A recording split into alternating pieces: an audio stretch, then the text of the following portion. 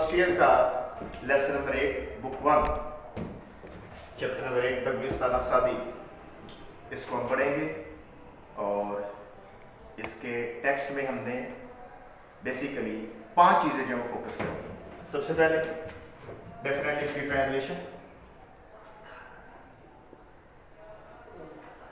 तर्जुमा इसका, और याद रखिएगा तर्जुमा इसकी सबसे मेन चीज है। तर्जुमा आएगा तो आप लोग उसके आगे चल सकेंगे, तर्जुमा आएगा तो आपको सिनोनिम्स आएंगे, तर्जुमा आएगा तो एमसीक्यूज, और डेफिनेटली तर्जुमा आएगा तो आप पंक्चुएशन इसकी कर सकेंगे। उसके बाद इसमें आने वाले तमाम एमसीक्यूज में वो डिस्कस करेंगे, और उसके बाद डेफिनेटली इसकी पंक्चुएशन 5 मार्क्स की पंक्चुएशन जो है वो इसके अंदर आती है आपके शॉर्ट स्टोरीज के अंदर।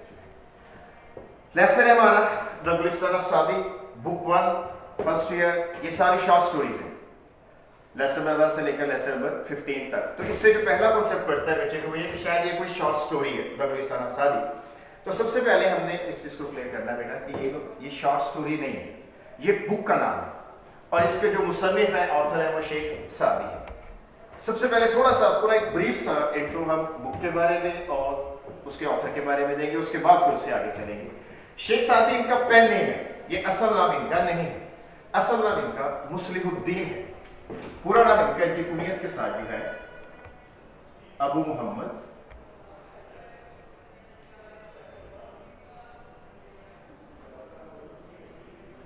मुस्लिहुद्दीन बिन अब्दुल्ला शिराजी। जब भी इसका नाम लिखा जाता है तो बच्चे के ज़हन के अंदर सबसे पहले ये आता है कि इतना लंबा नाम अमूमन होता नहीं।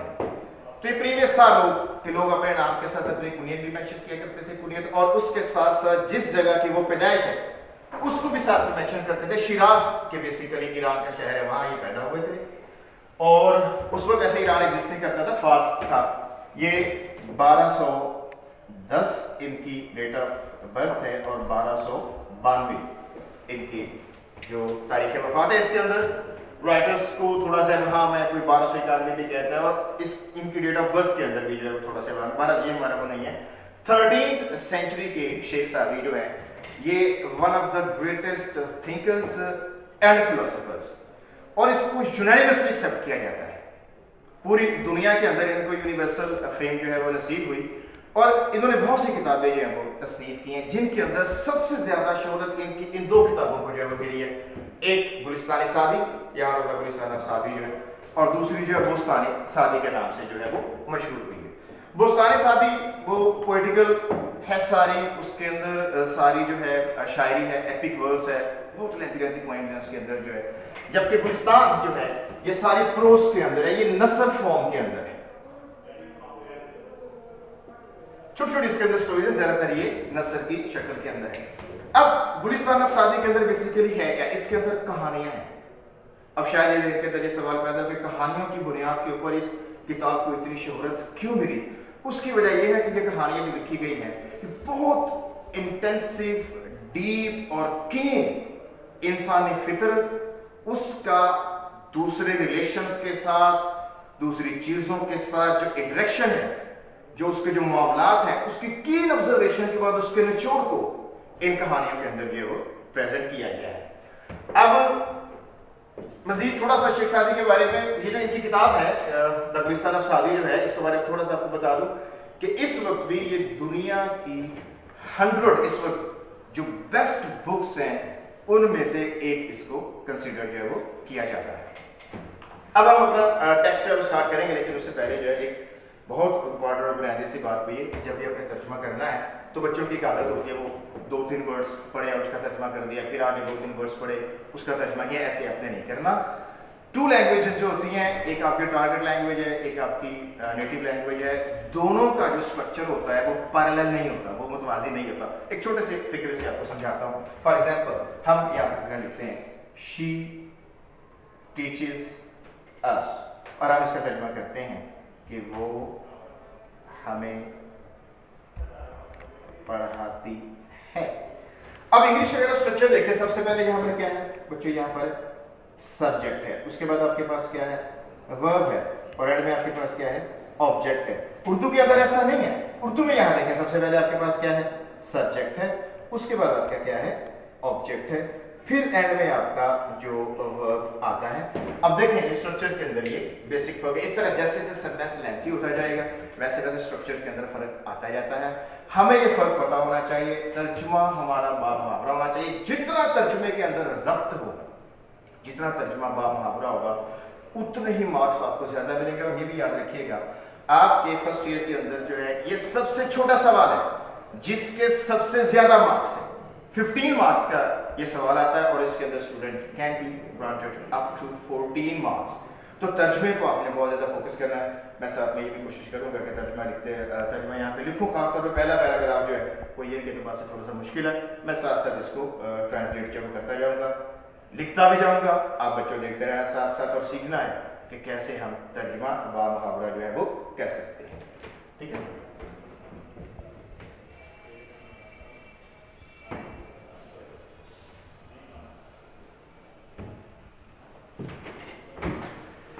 शेख सादी was a great storyteller।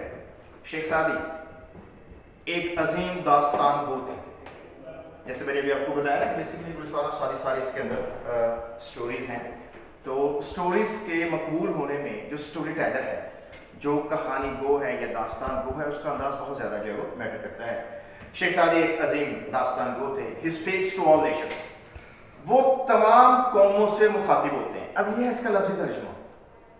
And is perpetually modern, और वो हमेशा से जदीद है। परपेचुअली हमेशा से मॉडर्न कहते हैं जदीद को। ये इसका लफ्ज़ी तर्जुमा है बामुहावरा तर्जुमा जब करते हुए। इसको उनके मुखातिब अक़वाम आलिम है। यहाँ मैं इसको लिखता जाता हूँ साथ के साथ पूरा पैराग्राफ है। शेख सादी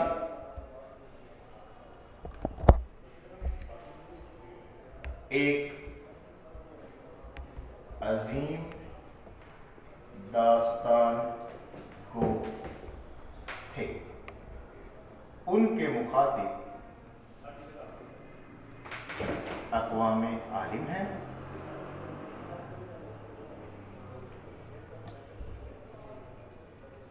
और उनका कलाम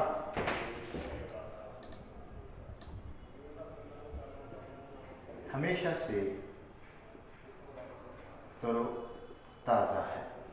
अब ये थोड़ा सा है, इसका क्या मतलब है कि उनके मुखातिब अक़वाम आलिम है और उनका कलाम हमेशा से तरोताज़ा है।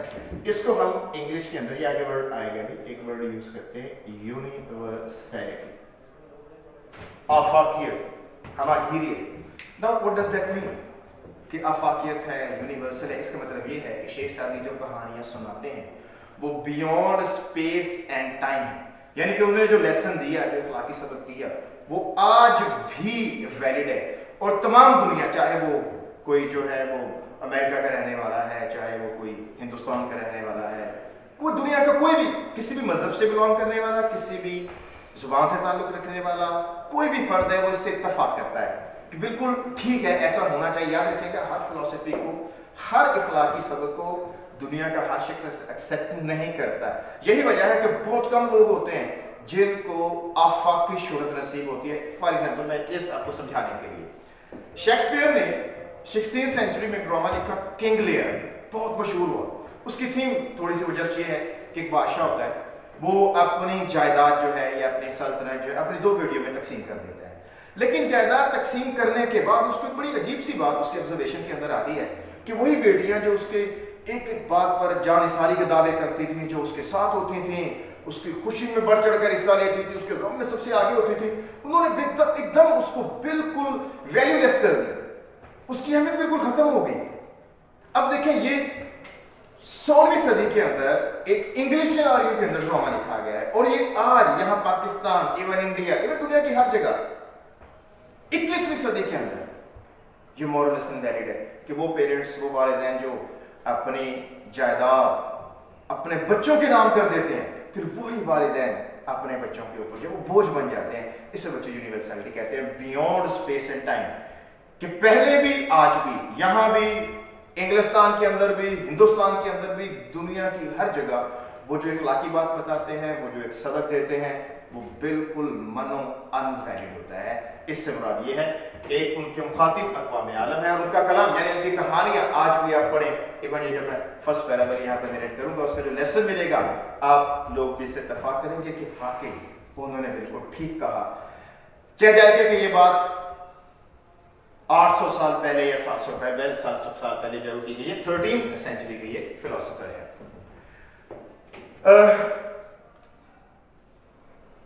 सेड एमर्सन, ये एमर्सन क्या कहता है?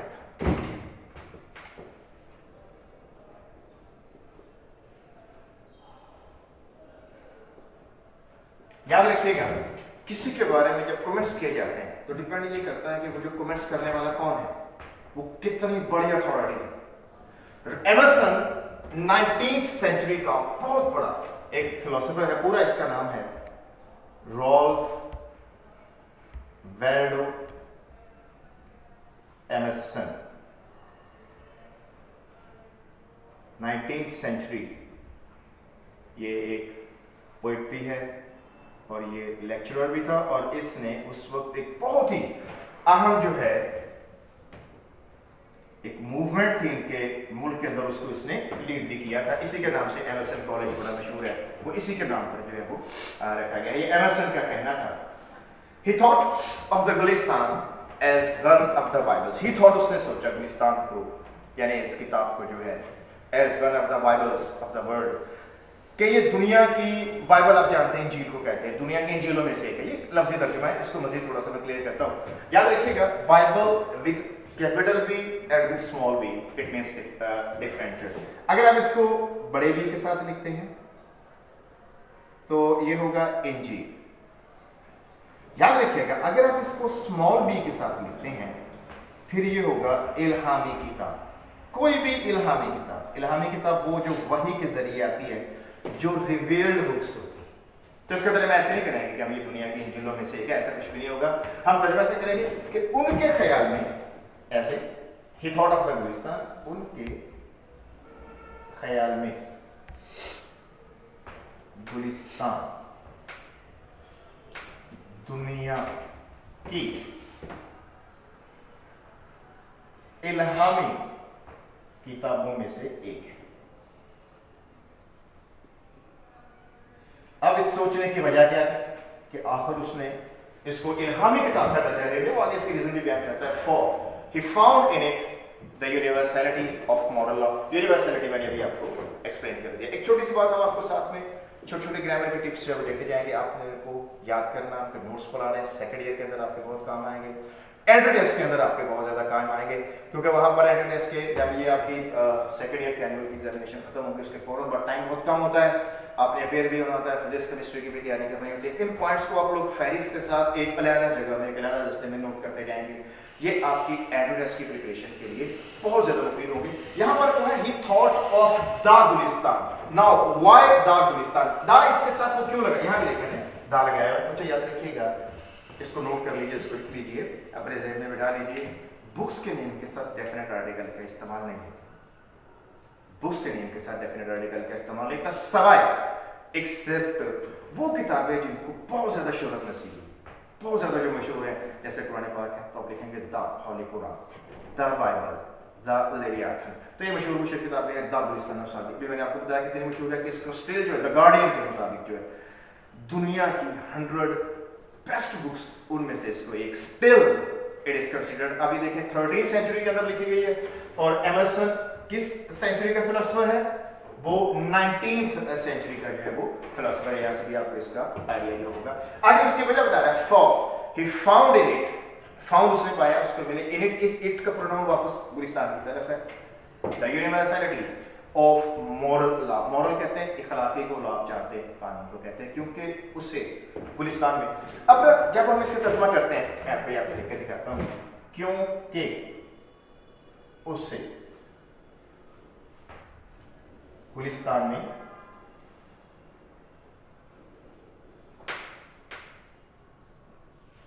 इखलाकी कानून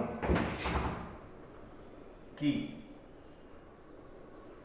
आफाकियत मिली।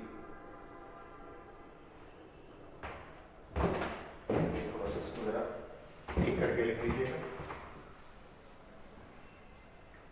आफाकियत या हमागिरियत मिली। इसके अंदर बेसिकली हमने लिखते हुए ट्रांसलेशन के पॉइंट ऑफ व्यू से दो मेन मिस्टेक्स की हैं इसके अंदर जो है, ये जस्ट आपको समझाने के लिए। एक ये इसे और दूसरा ये हमने स्लैश यूज किया है। ये कीबोर्ड्स के अंदर अक्सर यूज करते हैं कि इसको इस लफ्ज का ये भी तर्जुमा हो सकता है, इस लफ्ज का ये भी तर्जुमा हो सकता है। याद रखिएगा तर्जुमा करने के लिए आपके लिए जो स्टैंडर्ड है वो आपकी उर्दू की बुक्स है। उर्दू की बुक्स में देखें क्या किसी की उर्दू की बुक के अंदर ऐसा होता है, आपकी जो उर्दू की किताब है या इवन पाक स्टडी है या इस्लामियात है, कि उसके अंदर उन्होंने इस तरह दो लफ्ज यूज किए हों बैक वक्त जो है स्लैश देकर, ऐसा कभी भी नहीं होता। ये आपने कभी भी नहीं करना अपने तर्जुमे के अंदर। आपने जस्ट एक लफ्ज आप या इसमें से अफाकियत यूज करें या आप हमागिरियत यूज करें, स्लैश डालकर आपने इस्तेमाल नहीं करना। कीबोर्ड्स को बच्चे फॉलो करते हैं, कीबोर्ड्स के अंदर ऐसे बहुत सी मिसालें होती हैं, वो इस वजह से होती हैं कीबोर्ड्स के अंदर जो है कि वो बच्चों को बताना चाहते हैं कि इसका ये ऑप्शन भी हो सकता है, ये ऑप्शन भी हो सकता है। आपने इसको एज इट इज अंधाधुंध फॉलो नहीं करना। याद रखिएगा आप एक लफ्ज इनमें से यूज करेंगे जो आपको अफाकियत बेहतर लगता है या हमागिरियत। मुझे इसमें अफाकियत ज्यादा बेहतर लगता है, मैं इसको अगर मैं आपकी जगह होऊंगा तो मैं इसको अफाकियत यूज करूंगा, मैं हमागिरियत का इस्तेमाल इसके अंदर नहीं करूंगा। अब इसे इसमें क्यों गलती है? इस वजह तर्जुमा करते वक्त हम छोटी छोटी बातें हैं उनका आपने क्या रखना है। यहां हमने एमएसएन के लिए जो प्रोनाउन यूज किया वो उन यूज किया है एक रेस्पेक्ट के लिए। यहां आप इसे यूज कर रहे हैं, इसे सिंगुलर के लिए होता है। अगर आपने यहां पर इन यूज किया, यहां भी फिर आप उन्हें ही यूज करेंगे, फिर आप इसे इस्तेमाल नहीं करेंगे, प्रोनाउन का आप ख्याल यूज करेंगे।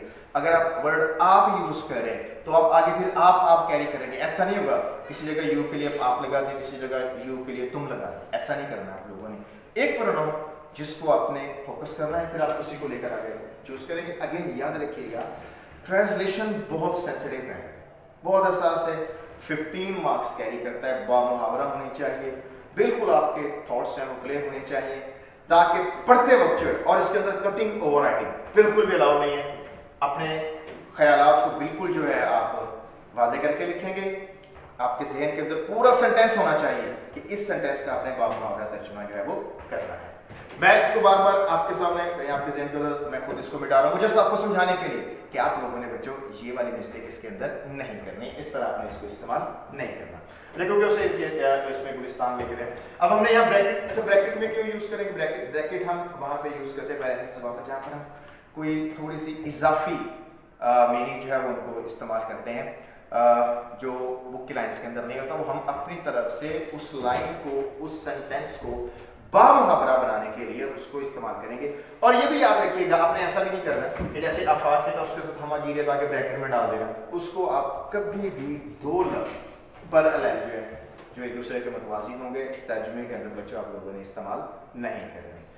It must and it should look like a paragraph. जब आप इसको पढ़ें तो बिल्कुल एक उर्दू के पैराग्राफ की तरह लगना चाहिए। और मजीद आप लोगों ने इसकी पंक्चुएशन भी करनी है। एंड में इस पैरे को क्लोज करते वक्त मैं इसकी पंक्चुएशन जो है दूसरे कलर से दोबारा रिपीट कर दूंगा ताकि आपको समझ आ जाए कि आपने इसको पंक्चुएट जो है वो कैसे करना है। The Gulistan translated in Latin and English became love for the people। तर्जुमा मशहूर किताब थी, अंग्रेजी में हुआ, लातीनी जुबान के अंदर हुआ, became love for the people। अब लफ्ज़ में इसका ऐसा बनेगा कि गुलिस्तान का लातीनी और अंग्रेजी तर्जुमा लोगों के लिए मोहब्बत बन गया। नहीं, आपने ऐसा तर्जुमा नहीं करना। तर्जुमा ऐसा कैसे होगा कि गुलिस्तान का अंग्रेजी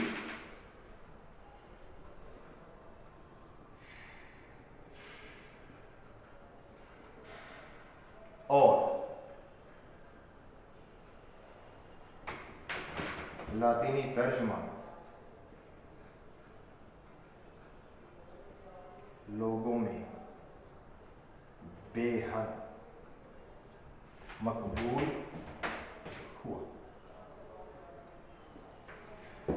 it's interesting to note that, interesting आप जानते हैं, आपका वर्ड है, दिलचस्प है, नोट गौर करना, that the English scholars used, scholars आम सा वर्ड में फकीर को कहते हैं, यूज इस्तेमाल किया जिन्होंने। सारीज ट्रांसलेटेड पैराबल्स, पैराबल कहते हैं हिकायत को, हिकायत एक story with a good moral lesson, जिसका एक अच्छा सिनोनिम हम बाद में इस पूरे पैराग्राफ को डिस्कस करेंगे बाद में। In their divine books, divine अपनी मुकद्दस किताब जैसा कि होता है वो इस्तेमाल करते रहे। till it was discovered, यहाँ तक कि बाद में उनको डिस्कवर पता चला किसी भी चीज का दरियाफ्त होना to be an English translation of a Latin version, या तो अंग्रेजी तर्जुमा है लातीनी नुस्खे का ऑफ पर्शियन ओरिजिन, जिसका माखज़ जो है वो फारसी, मतलब वो कहना क्या चाहता है। असल में गुलिस्तान का जो ओरिजिन हुआ, ओरिजिन माखज़ को कहते हैं, उसकी बेसिस को कहते हैं, उसकी जो है यानी 13th सेंचुरी के अंदर ये किस जुबान में लिखी गई गुलिस्तान जो है, शेख सादी ने जो लिखी, जो इसका ओरिजिन हुआ था वो था फारसी, ये इसका माखज़ है। उसके बाद इसकी ट्रांसलेशन हुई इसकी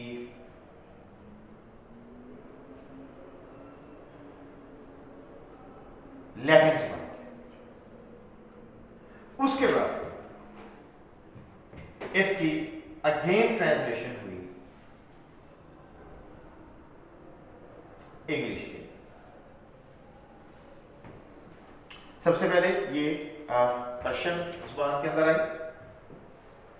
ये इसका माखज़ है, वहां से इसका तर्जुमा जो है वो किस में गया, लैटिन में, और वहां से फिर इसका तर्जुमा किस में आया, इंग्लिश में। जब पर्शियन से डायरेक्ट गुलिस्तान लैटिन जुबान में आई और अंग्रेजों ने जब देखा कि लैटिन जुबान के अंदर इतनी अच्छी कहानियां हैं, जिनके इतने अच्छे लेसन्स हैं, तो वो यहाँ पे थोड़े से मिसलेड हुए, वो मिसडायरेक्ट हुए, वो समझे शायद पता नहीं बहुत पुरानी है किसी ने, क्योंकि बेसिकली इंग्लिश जो है वो तकरीबन लैटिन और ग्रीक बहुत पुराने जो है ये लैंग्वेजेस हैं, इनसे उठाई हुई है, इनसे अखज़ हुई है। उनको ये अंदाज़ा नहीं था कि ये कोई मुसलमान है जिसने 13th सेंचुरी के अंदर जो है वो अपनी तरफ से ये सारी फैब्रिकेटेड अपने ज़ाती मुशाहदे के ऊपर ये कहानियां हैं, उन्होंने इनके हवाला जात जो है अपने मुक़द्दस किताबों में देने शुरू कर दिए। वो बाद में उनको पता जाकर लगा, अपने से गलती का एहसास हुआ कि नहीं ये तो कोई मुसलमान है। और क्रिश्चियंस तो वैसे भी इस्लाम के ऊपर तो बिलीव करते नहीं, वो तो कहते हैं ईसा अलैहिस्सलाम के बाद कोई नबी आया नहीं है। तो उन्होंने फिर इसको आहिस्ता आहिस्ता अपनी तमाम जो रिलीजियस बुक्स थी उनमें से इन्होंने इनको निकालना शुरू कर दिया। तो इसका तर्जुमा, इसका ये सेंटेंस थोड़ा सा मुश्किल भी है और थोड़ा सा लेंथी भी है। इसका तर्जुमा ऐसे होगा कि इस बात पर गौर,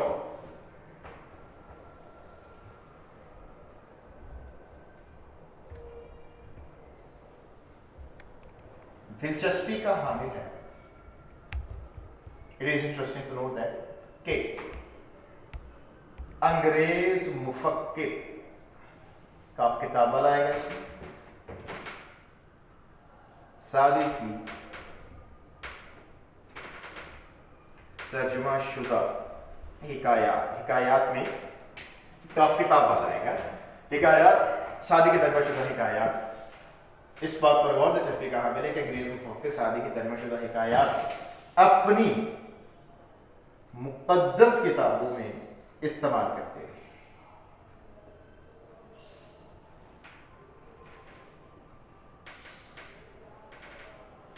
इस्तेमाल करते रहे, यहां तक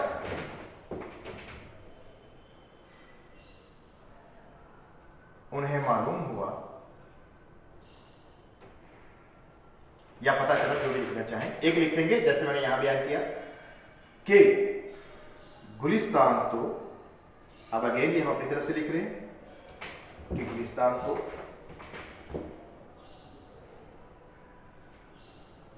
फारसी माखज़ के लातीनी नुस्खा का अंग्रेजी तर्जुमा। यहां तक हमने इसको ट्रांसलेट किया है। इस पैराग्राफ को यहां तक अगर आप इसको पढ़ें, आप इसको रीड करें, तो आप देखेंगे कि ये बिल्कुल आपको एक पैराग्राफ की तरह लगेगा। याद रखिएगा, एक बहुत अच्छी ट्रांसलेशन का रूल ये नहीं होता कि आपने इसके अंदर बड़े बॉम्बास्टिक किस्म के वर्ड्स यूज करने हैं। बेहतरीन ट्रांसलेशन, बेहतरीन तर्जुमा एक आपकी एवरी डे लैंग्वेज होनी चाहिए, जो आपकी मुस्तमल है। कोई हमने इसके अंदर ऐसा कोई लफ्ज़ इस्तेमाल नहीं किया कोई जो बड़ा बॉम्बास्टिक किस्म का हो, to create an over exaggerated impression, जो है उससे याद रखेंगे आपको नुकसान होगा। शेख साहिब अज़ीम दास्तान वो थे, उनके मुखातिब अक़वाम आलिम है और उनका कलाम हमेशा से तरोताज़ा है। ये इमर्सन का कहना था। उनके ख्याल में गुलिस्तान दुनिया की इल्हामी किताबों में से एक है, क्योंकि उसे, ये मैंने आपको कहा ये गलत है, उसे मैंने इसको हाईलाइट, हम यहाँ पर क्या लिखेंगे, क्योंकि उन्हें, ये मैंने आपको समझाने के लिए, क्योंकि प्रोनाउन आप एक ही यूज करें, क्योंकि उन्हें गुलिस्तान में अखलाकी कानून की हमागिरियत मिली या आफाकियत, ठीक है, आप इसको ये आप यूज नहीं करेंगे। गुलिस्तान का अंग्रेजी और लातीनी तर्जुमा लोगों में बेहद या अज़हद मकबूल हुआ और इस बात पर कौल दिलचस्पी का हामिल है कि अंग्रेज मोहम्मद सादी की तर्जुमा शुदा हिकायात को अपनी मुक़द्दस किताबों में इस्तेमाल किया। यहाँ तक मुझे मालूम हुआ कि गुलिस्तान तो फारसी माखज़ के लातीनी नुस्खा का अंग्रेजी तर्जुमा है। एडविन आर्नोल्ड एक और जो है बहुत बड़ा थिंकर है, फिलोसोफर है। एडविन आर्नोल्ड ये इंग्लिश है और ये 20th सेंचुरी का है। Edwin Arnold 20th century. वैसे इसकी जो ज्यादा रेपो है वो एज ए जर्नलिस्ट है, इंग्लिश जर्नलिस्ट है। उसने भी गुलिस्तान के बारे में अपनी राय दी है और कैसे दी है, उसने भी इसको बड़ा बहुत ज्यादा उसको पसंद किया। एडविन आर्नोल्ड हैज एप्टली कहते हैं बड़े मुनासिब अंदाज में डिस्क्राइब बयान करना आम सा वर्ड है गुलिस्तान इन culinary terms। culinary होता है अमूर खानादारी, टर्म्स का एक आम तर्जुमा शरायत होता है। एक इसका तर्जुमा जो लैंग्वेज, वर्ड्स, फ्रेजेस, सेंटेंसेस होता है, यहाँ पर इससे मुराद जुबान है। culinary होता है pertaining to kitchen, खानादारी, खाने पकाने। एडविन आर्नोल्ड ने बड़े मुनासिब अंदाज में, एप्टली मुनासिब अंदाज में गुलिस्तान को अमूर खानादारी की जुबान में यूं बयान किया है। कैसे बयान किया है हम लिखते हैं।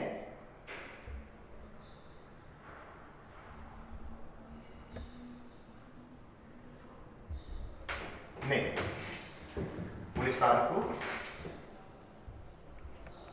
एप्टली मुनासिब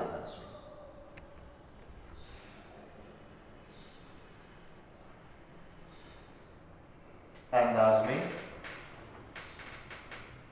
अमूरे खानादारी की जुबान में यूं बयान किया।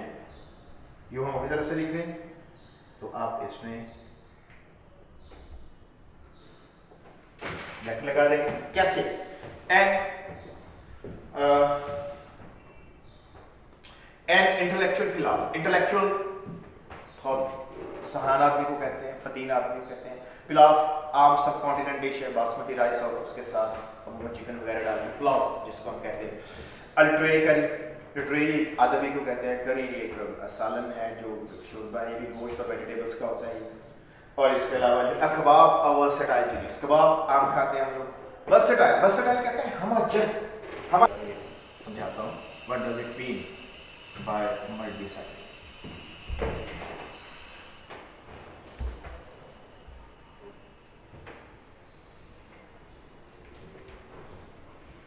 फर्स्ट ये कोई भी आदमी स्पेशलिस्ट से हम अल्लामा इकबाल को जो है वो ले लेते हैं।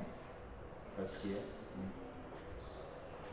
हम जब सब जानते हैं कि अल्लामा इकबाल जो है एक PhD स्कॉलर भी हैं, इसके अलावा वो हमारे लीडर हैं, इसके अलावा वो पोइट भी थे, इसके अलावा वो बहुत ज़बरदस्त किस्म के टीचर, आप जानते हैं कि स्टार्ट उन्होंने एज ए लेक्चरर जो है वो किया था। इसके अलावा वो एक सेंट है और आप उसको कौम के लिबरेटर के तौर पर भी, क्योंकि बेसिकली जो है वो जो कायदे आज़म को जो स्ट्रगल के लिए जो बेस दी थी वो एक आपकी ज़रूरत अल्लामा इकबाल ने दी। अब देखिए शख्स एक है, शख्सियत एक है और उनके कितने पहलू हैं। वो PhD भी हैं, वो लीडर भी हैं, वो पोएट भी हैं, वो टीचर भी हैं, वो सेंट भी हैं, वो लिबरेटर भी हैं और वो बुक राइटर भी हैं। आप जानते हैं बहुत से उन्होंने किताबें जो हैं वो भी तस्नीफ की हैं। तो ऐसे इसको हम मल्टी साइडेड, मल्टी डायमेंशनल जो है उसको वो कहा जाता है। उर्दू में हम इसको कहते हैं हमाजहत, यानी जिसकी एक बहुत सारी जिसकी ब्रांचेस। यानी वो कहना क्या चाहता है यहाँ पर बाबा वर्सेटाइल जी ने, वो कहना ही चाहते हैं कि शेख सादी जो आपको हिकमत की बात सिखाएंगे, वो दायरे की बात सिखाते हैं, वन साइडेड नहीं है। मतलब कि वो सिर्फ ये नहीं है कि आपके रूलर्स, हुक्मरान को कैसे होना चाहिए, वो तमाम लोगों के लिए एक ज़बरदस्त मशले राह है। चाहे वो हुक्मरान है, चाहे आपके वज़रा हैं, चाहे आपके मुआशरे के अंदर काजी जो जजेस हैं वो हैं, चाहे आपके एक हस्बैंड को अपनी वाइफ की तरफ कैसा होना चाहिए, औलाद को वालिदैन की तरफ कैसा होना चाहिए, वो तमाम लोगों का एक उन्होंने इन अपनी कहानियों के अंदर जो है एक विज़डम का एक ज़बरदस्त किस्म का एक मिसर है कि तमाम लोग अपने अपने दायरे के अंदर अपने अपनी जिम्मेदारियों के हिसाब से उसके अंदर जो है अकल और दानाई और हिकमत के मोती जो है वो चुन सकते हैं तमाम लोगों के लिए जो है। और अब उन्होंने इनको अबूर खानादारी की जुबान में क्यों बयान किया? असल में सेहत होती है दो तरह की, एक जिस्मानी सेहत है, जिस्मानी सेहत के लिए खाना होता है, आप खाना खाएंगे तो आपकी सेहत जो बरकरार रहती है। अब खाना दो तरह का होता है, आप किसी को करेलों का सूप दे दें कि जनाब इसके अंदर बड़े ज़बरदस्त इंग्रेडिएंट्स हैं, इसके अंदर फ्लावर विटामिन है, लेकिन वो जानते हैं but it is very difficult to swallow to take in, to इसको अंदर निकलना बड़ा मुश्किल होता है, इसको जो है कड़वा सा होता है। तो अब खाना लोग प्रेफर करते हैं कि जो मज़ेदार किस्म का कबाब टाइप हो, कोई पुलाव टाइप हो, कोई बिरयानी टाइप हो, तो वो सारे लोग फिर खुशी खुशी खाएंगे। तो इसलिए असल में कहानियों को इसीलिए अडॉप्ट किया गया है कि जो मॉरल सर्मन्स होते हैं, जो उलमा के होते हैं, they are very hard to take in for a common person. आम आदमी के लिए उनको स्वेलो करना बड़ा मुश्किल होता है। तो इसी वजह से वो कहानियों की तरफ आए कि रीडर्स जो है, कारीन जो है, उनका उनके अंदर इंटरेस्ट भी रह जाए एंड तक, और वो उसमें से कोई मॉरल सबक भी, कोई मॉरल लेसन भी, कोई इखलाकी सबक भी उसमें से सीख जाए। इसी वजह से ये कहानियां जो है वो अडॉप्ट की गई ताकि एंड तक कारीन का इंटरेस्ट जो है, उनकी दिलचस्पी जो है वो उसके अंदर बरकरार रह सके। तो इसीलिए वो कह रहा है कि जैसे जिस आपके खाने के लिए जो है वो कबाब होते हैं और आपके वो एक बड़ा गोश्त का सालन या कोई कबाब टाइप होते हैं, जैसे वो आपके खाने के लिए अच्छे होते हैं, बेटा इसी तरह से शेख सादी की कहानियां आपकी जहनी नशोनुमा के लिए बिल्कुल एक कबाब की तरह है, बिल्कुल एक पुलाव की तरह है और बिल्कुल एक कड़ी की तरह है। अब हम इसको कुछ यूं बयान किया है, यहाँ पे थोड़ा सा अंदर इस साइड पे रहते हैं।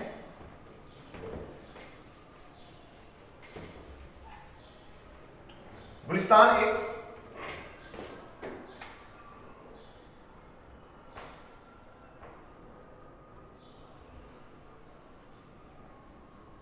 दानाई का पुलाव,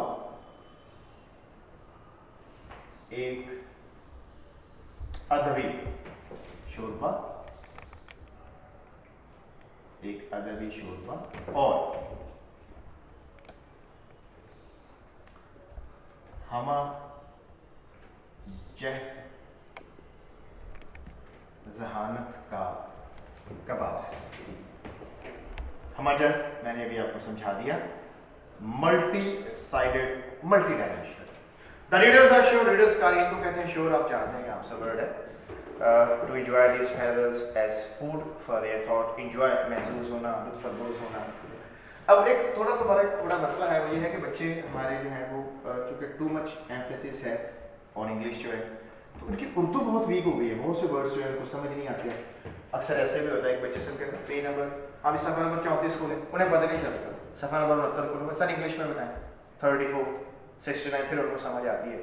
तो too much emphasis on English has led to a deviation from Urdu. चूंकि इतनी डेविएशन है, बच्चों को पता नहीं चलता अफ्तार में ते आना है या तो आना है।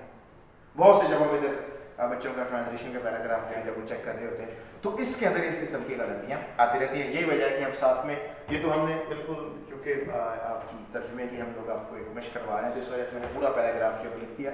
आगे जाकर पूरा पैराग्राफ इस तरह साथ में मेंशन नहीं करेंगे, सिर्फ हाँ जो मुश्किल वर्ड्स होंगे उसके अंदर जो अल्फाज होंगे हम उसको साथ में जरूर जो है वो मेंशन करेंगे।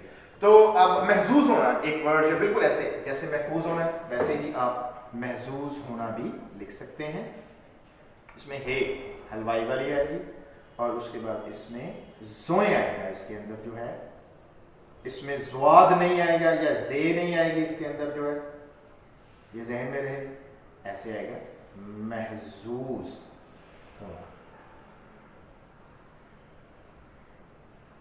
ऐसा, ठीक है। इसको मैंने डबल करके इसलिए यूज किया कि आप जरा इसको अच्छी तरह देख लें, इसके कंस्ट्रक्शन को देख लें। लुत्फ़अंदोज़ होना है कि जैसे जिस्मानी ताकत के लिए इंसान कबाब से महसूस होता है, पुलाव से महसूस होता है, या इसके अलावा जो है कड़ी वगैरह से या अदबी सालन को कोई सालन वगैरह से महसूस होता है, इसी तरह गुलिस्तान आपके जहनों के लिए, आपकी जहनो नशोनुमा के लिए आप इसको कह सकते हैं कि ये कबाब है, ये एक अदबी जो है वो सालन है और एक पुलाव है। बिल्कुल ऐसे ही आपको इंसान का रीडर्स का इंटरेस्ट भी रह जाता है और साथ में साथ वो इसको कुछ सीख भी जाता है। अब इसको ट्रांसलेशन हम इसकी जो है वो कैसे करेंगे। कारीन, रीडर्स, कारी की जगह कारीन जो है बिला शुबा, कारीन जो है यहाँ पर उनका नुक्ता जो है। एक बात और भी याद रखेंगे कि कितने शोशे कितने ढूंढेंगे आप, इसका भी ख्याल रखेंगे। कारीन बिला शुबा पुरलुत्फ अंदाज में, या कारीन बिला शुबा इन कहानियों से अपने ज़हनों की मज़ेदार अंदाज में आबियारी करते हैं।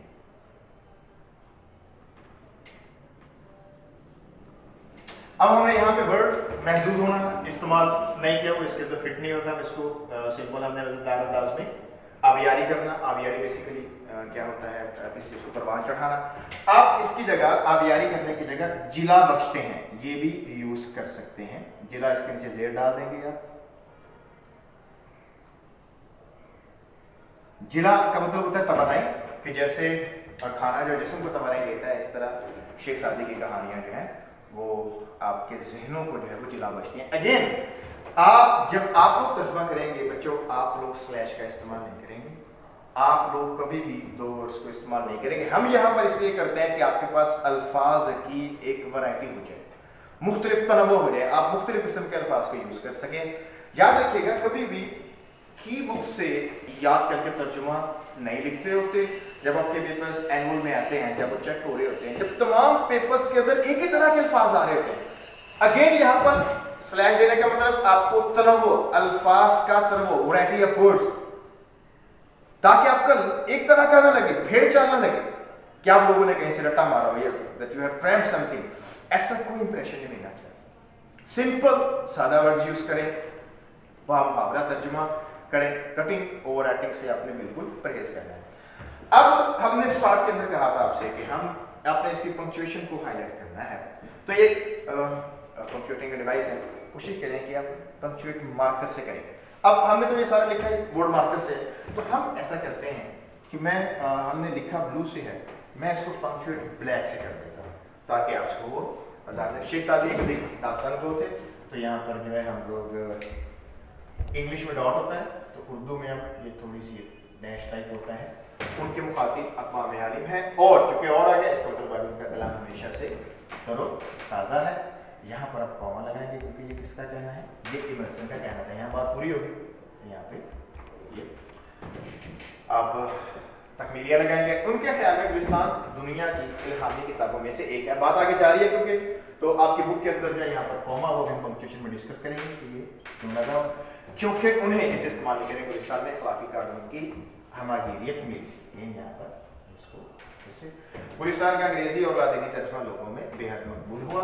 इस बात पर गौर दिलचस्पी का हामिल है कि अंग्रेज मुहम्मद सादी की तर्जुमा शुदा हिकायत को अपनी मुक़द्दस किताबों में इस्तेमाल करते रहे।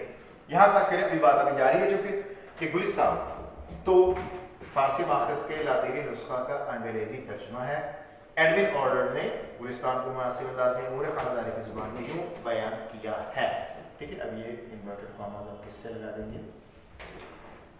ब्लैक से, और ये वाले भी ब्लैक से। यहाँ पर अगेन तकमीलें लगाएंगे, कारीन कहानियों से अपने जहनों को मज़ेदार अंदाज में आबियारी करते हैं या जिला बख्शते हैं, से आप इस्तेमाल करते हैं। ठीक है, तो इस पूरे का ट्रांसलेशन हो गई। अब इसके हमने जैसे आपसे कहा था कि पंक्चुएशन के लिए हम यहाँ पर मैंने दो लाइन्स जो स्पेसिफिक की हैं। सबसे पहले ये थोड़ी सी वजह तलब है, he speaks to all nations and is perpetually mournful। अब इसको पंक्चुएट करेंगे, he speaks to all nations and is perpetually mortal, said Emerson। ये हमारा एक्सट्रैक्ट है, extract number 1।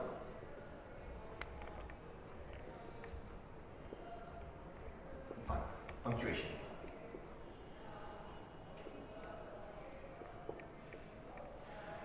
He speaks to all nations and is perpetually modern, said Emerson.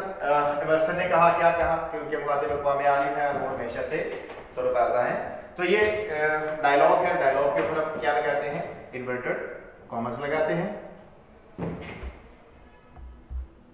Immersion का ये कहना था। अब अगर आप अपनी बुक के अंदर देखें तो यहां पर इन्वर्टेड कॉमर्स नहीं लगे, इसकी क्या वजह है? हालांकि डायलॉग के ऊपर तो इन्वर्टेड कॉमर्स आते हैं।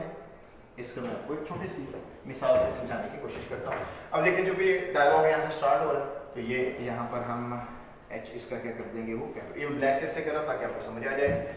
अब ये एक क्लॉज जो है पूरी हो रही है यहाँ पर जो है इस पर पैचिंग मॉडल, उसके बाद दूसरी क्लॉज टू क्लॉज हम जानते हैं क्या लगाते हैं, वो कॉमा लगाते हैं। तो कॉमा हमने यहाँ पर लगा दिया, एंड में बात पूरी हो गई तो हमने इसमें डॉट लगा दिया। अब एक सिंपल फिगरा है, फर्ज किया आप डायरेक्ट स्पीच में लिखते हैं, he said comma inverted comma शुरू आई एम ए। याद रखिएगा इसी सेंटेंस को लिखने का और तरीका, आप इसको ऐसे भी लिख सकते हैं, I am ill, he said। यानी ये आम सिंपल जो असर्टिव सेंटेंसेस होते हैं उसमें कोई ये फिक्स नहीं होता कि आपने जो है वो ये वाली क्लॉज पहले लिखनी है, ये वाली बाद में लिखनी है। अगर आप पहले लिखेंगे तो आप इस तरीके को फॉलो करेंगे, आप सेकंड को लिखेंगे तो इसको फॉलो करेंगे। आपके बुक के अंदर इस वाले तरीके को ज्यादातर फॉलो किया गया है, ऐसे भी लिखे गए हैं लेकिन ज्यादातर सेंटेंसेस जो है ऑलमोस्ट 80 to 85% जो है वो इस तरह की है। अगर हम इसके इन्वर्टेड कॉमर्स खोल दें, हम इसको इनडायरेक्ट में लिखें तो ये बन जाएगा he said that he was ill।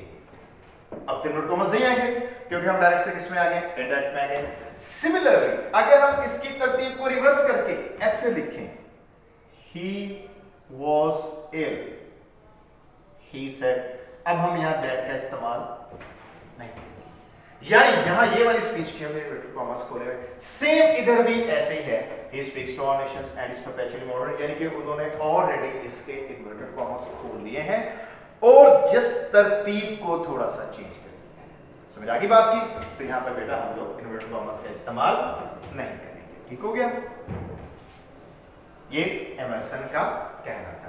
ये एक्सट्रैक्ट नंबर 1 है। एक्सट्रैक्ट नंबर 2 तर्जुमा आपने देख लिया होगा, आपके पास महफूज भी हो गया होगा, दोबारा भी आप इसको देख सकते हैं। वो थोड़ा सा ये थोड़ा सा स्मॉल है, जो हमारा सेकंड एक्सट्रैक्ट है वो थोड़ा सा लेंथ है। जो हमारा एक्सट्रैक्ट नंबर 2 है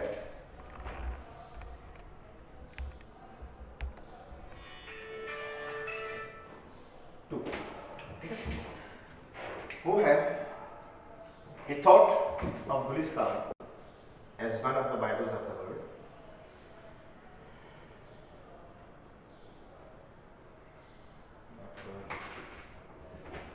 Not Gulistan.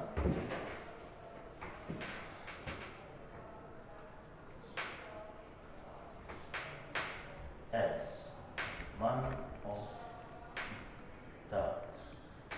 the Bibles of the world, for he found in it the universality of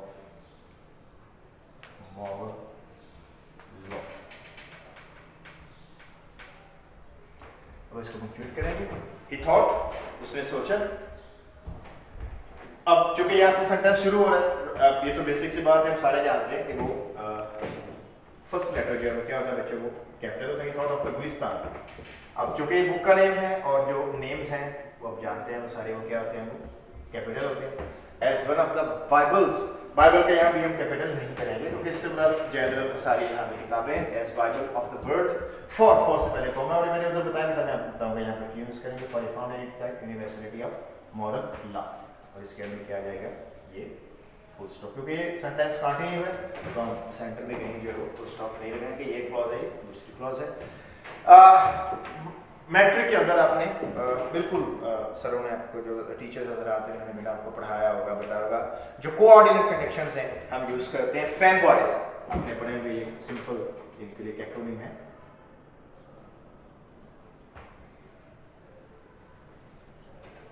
for and nor but और येट एंड सो कोऑर्डिनेट कंडक्शंस हम जानते हैं ये इंडिपेंडेंट क्लॉजेस के अंदर आती है इंडिपेंडेंट क्लॉजेस भी आम है वो भी आप जानते हैं आप सब लोग कि वो जिनमें क्लॉजेस दोनों तरफ जो है वो अगर उनको बाहर निकालें तो वो एक कंप्लीट जुमले का मफहूम है तो हम उनको जो है इन क्लॉजेस को इंडिपेंडेंट क्लॉजेस कहते हैं और उनके दरमियान जो कंजक्शन आएगी बेटा हम उनको कोऑर्डिनेट कंजक्शंस कहते हैं इनको सिंपल एक छोटा एक्रोनिम फैन वर्ड्स के साथ मेंशन करते हैं याद रखिएगा फैन वर्ड्स यूज करते हैं तो हम उनसे पहले कॉमा यूज करते हैं वो इस वजह से कि बेटा याद रखिएगा कि कोऑर्डिनेट कंजक्शंस या फैन वाइज ये उस वक्त आते हैं जब क्लॉजेस इंडिपेंडेंट हो इंडिपेंडेंट क्लॉजेस के अंदर जो गैप होता है वो कॉमे से बड़ा होता है और फुल स्टॉप से छोटा होता है यानी खाली कॉमे से बात नहीं बनेगी आपको साथ में फैन वाइज मेंशन करने पड़ती है ठीक है तो ये